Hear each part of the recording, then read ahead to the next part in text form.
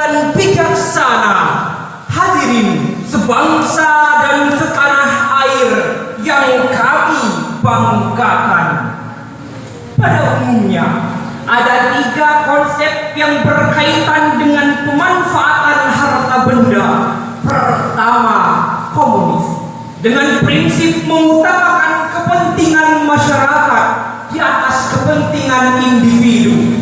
Tiap-tiap individu tidak memiliki kemerdekaan dan hak kepemilikan, sehingga menguntungkan si miskin, namun kerugianlah bagi si kaya.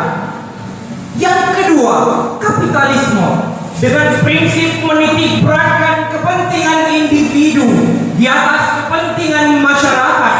Akibatnya lahirlah istilah the rich richer and the poor poorer. Yang kaya semakin kaya, yang miskin semakin miskin. Al-qawi ya'kulul dhaif wal 'alim ya'kulul jahil. Yang kuat makan yang lemah, yang pintar makan yang bodoh. Dalam polemik tersebut hadirin, muncullah konsep Islam dengan unsur keseimbangan dalam pemberdayaan.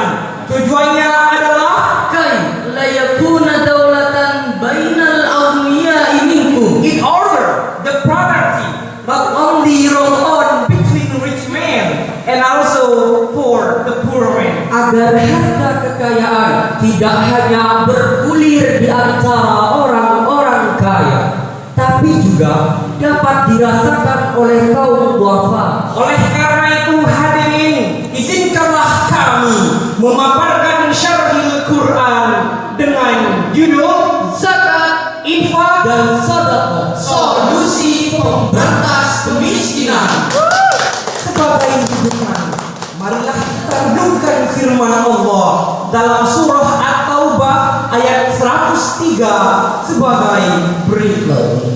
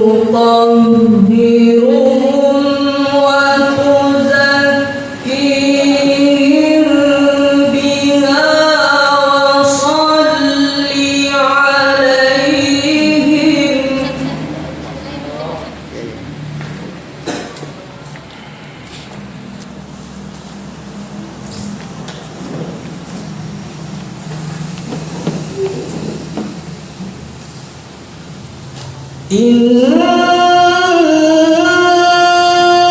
salataka sakanun lahum wallahu sami'un alim.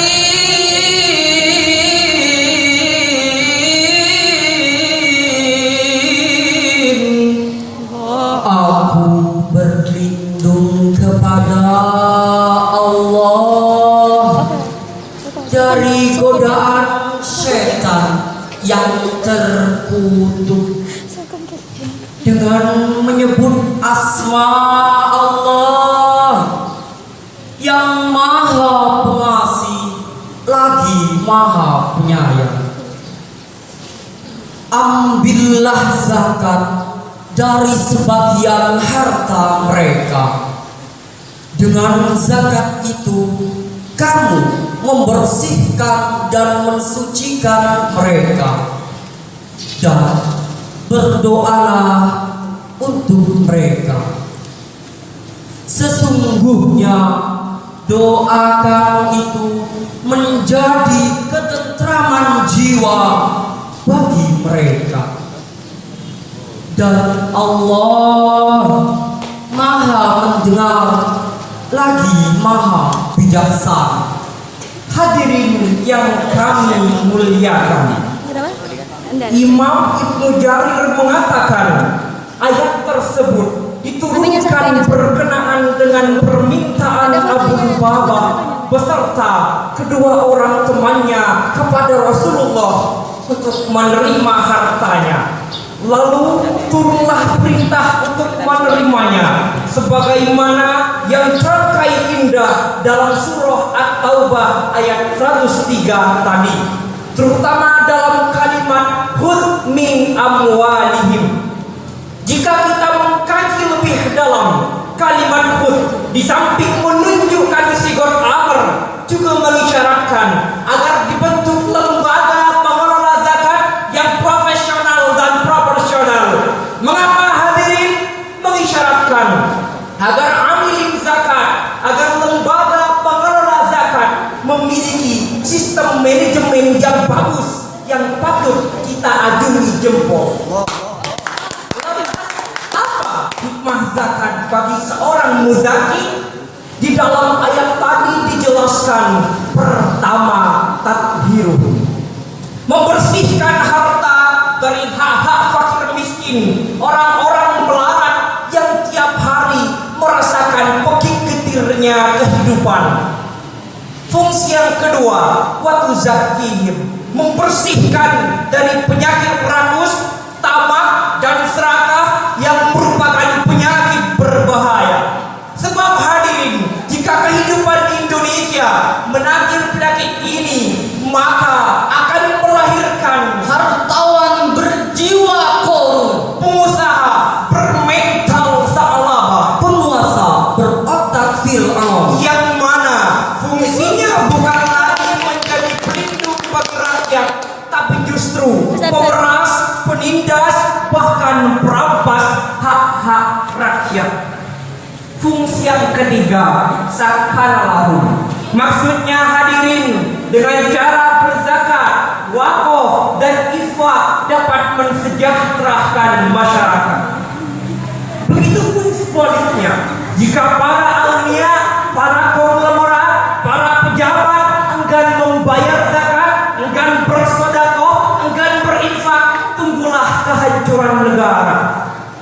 Walaupun gedung-gedung bertingkat, mobil makin mengkilat, dijamin rakyat sulit berdaulat. Apalagi jikalau pejabat sudah menjadi penjahat, menyikat uang rakyat. Na'udzubillah. summa na'udzubillah min dzalik. Padahal Rasulullah mengancam dalam hadisnya, laisal mu'minuna alladzi yashba wa jarahu ja'i. Bukan termasuk golongan orang yang beriman, orang yang kenyang sendirian, sementara tetangganya hidup dalam kelaparan.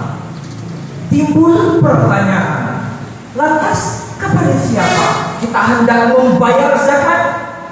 Sebagai jawabannya, marilah kita renungkan firman Allah dalam surah At-Taubah ayat 60 sebagai berikut. Innamas sadaqatu lil fuqara'i wal masakin wal 'amilina 'alaiha.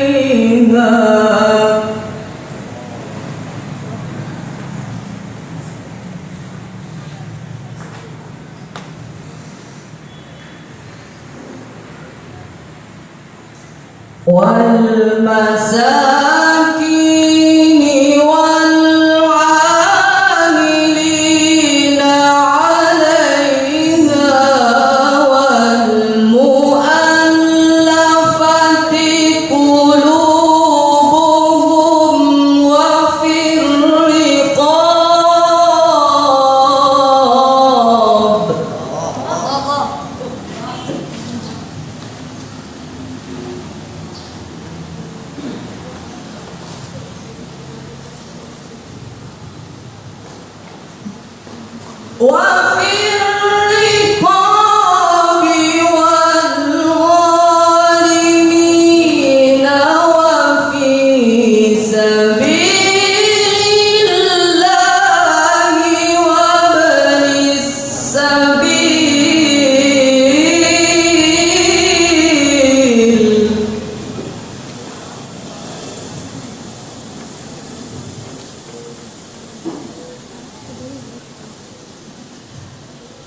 فريضة من الله والله عليم حكيم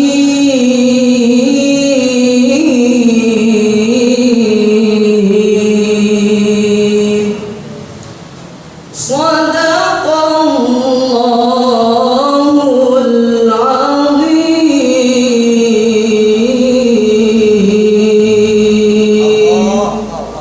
Sesungguhnya zakat itu hanyalah untuk orang-orang fakir, orang-orang miskin, pengurus zakat, para mu'alaf yang dibujuk hatinya untuk memerdekakan budak, dan untuk orang-orang yang berhutang di jalan Allah, dan untuk mereka yang sedang dalam perjalanan, sebagai suatu ketetapan yang diwajibkan oleh Allah. Dan Allah Maha mengetahui lagi Maha bijaksana. Maha benar Allah dengan segala firman. Hadirin pemuda harapan bangsa, pemudi harapan Ibu Pertiwi yang kami banggakan.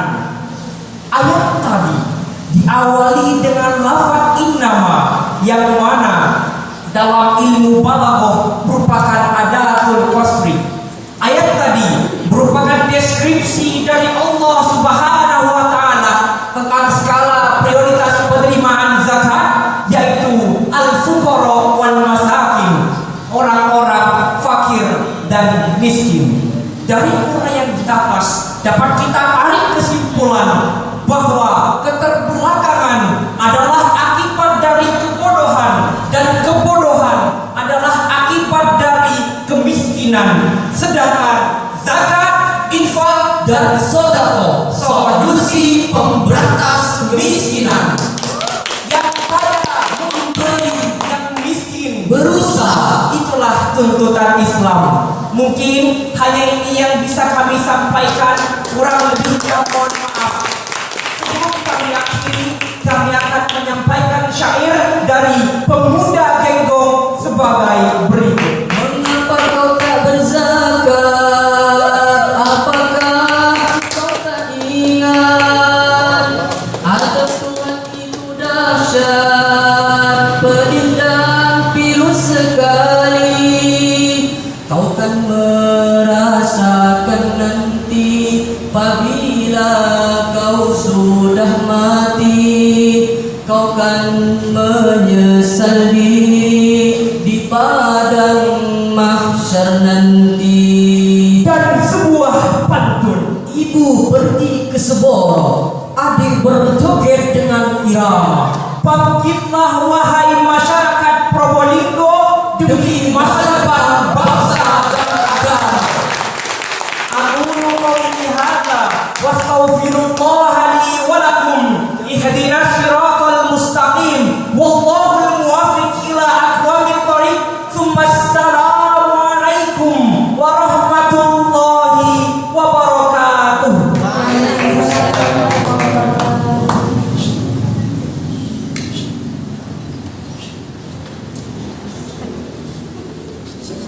Demikian penampilan dari nomor